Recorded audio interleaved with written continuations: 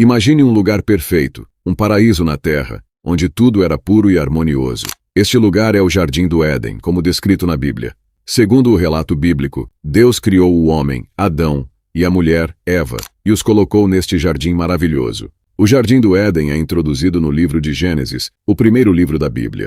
O Éden, segundo a Bíblia, era regado por um rio que se dividia em 4 braços, chamados Pison, Gion, Tigre e Eufrates. Esses rios fluíam e irrigavam o jardim, mantendo a sua exuberância e vitalidade. O relato do Jardim do Éden não é apenas uma história sobre o primeiro homem e a primeira mulher, mas também uma reflexão sobre a origem da humanidade e nossa relação com o divino. Essa narrativa tem sido um pilar central em muitas tradições religiosas e continua a ser um tema de reflexão e estudo até hoje. No livro de Gênesis, o Jardim do Éden é descrito com detalhes que nos transportam para um cenário de beleza e abundância. A Bíblia nos diz que Deus plantou um jardim no Éden ao leste e ali colocou o homem que havia formado. No centro do jardim havia a árvore da vida e a árvore do conhecimento do bem e do mal. Deus fez brotar da terra todas as árvores agradáveis à vista e boas para alimento. Era um lugar onde a vida florescia em toda a sua plenitude. Um rio saía do Éden para regar o jardim e de lá se dividia em 4. Esses 4 rios são nomeados no texto bíblico: Pison, que contorna a terra de Havilá, onde há ouro; Gion, que percorre toda a terra de Cuxi; o Tigre, que corre pelo leste da Assíria; e o Eufrates. Esses rios são um ponto crucial na descrição do Éden, pois dão uma pista sobre sua possível localização.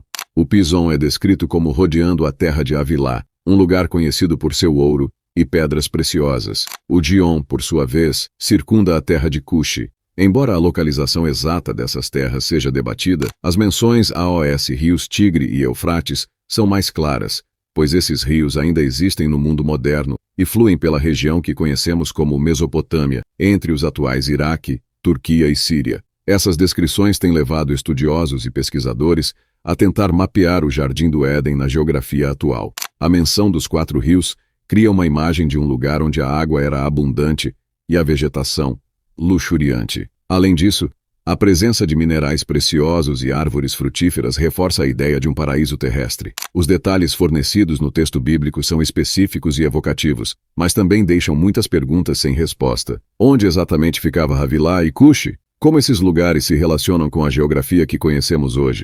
Essas perguntas são o ponto de partida para diversas teorias que tentam situar o Éden no mapa. À medida que avançamos, exploraremos algumas dessas teorias, começando pelas que colocam o Jardim do Éden na região da Mesopotâmia. Vamos examinar como os rios mencionados e a geografia da área se encaixam com a descrição bíblica e o que isso nos diz sobre este enigmático paraíso. A busca pela localização do Jardim do Éden na região da Mesopotâmia tem sido uma das teorias mais estudadas e debatidas. A Mesopotâmia, que significa entre rios em grego, é uma área fértil situada entre os rios Tigre e Eufrates, abrangendo partes do atual Iraque, Turquia e Síria.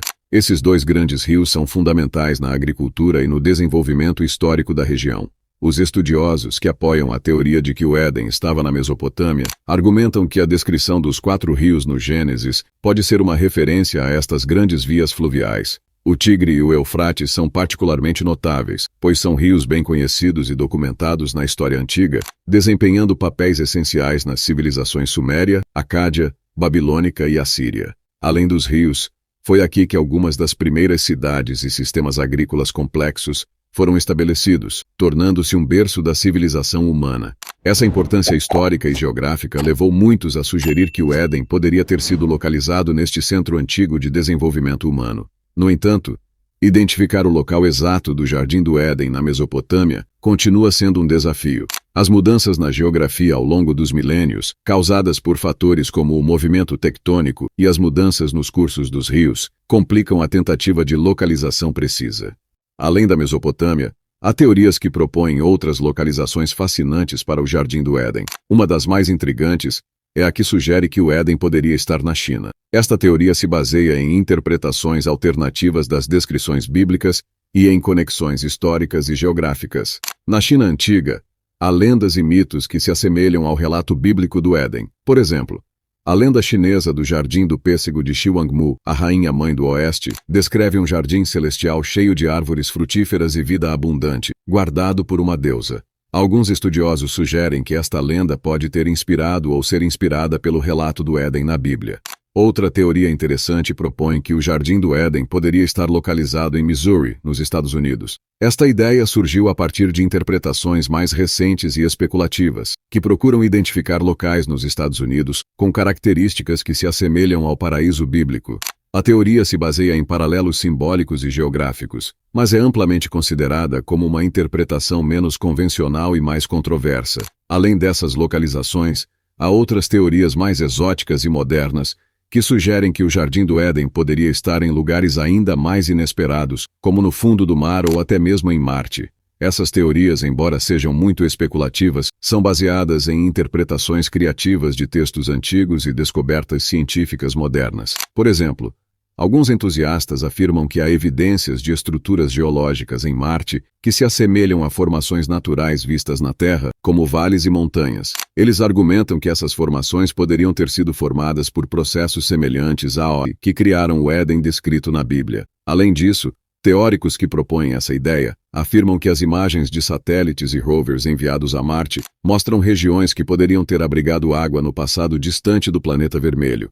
A presença de água é frequentemente associada à ideia de vida e, por extensão, a lugares como o Éden. Ao explorar as diversas teorias sobre a localização do Jardim do Éden, surgem discrepâncias significativas entre as descrições bíblicas e a geografia atual.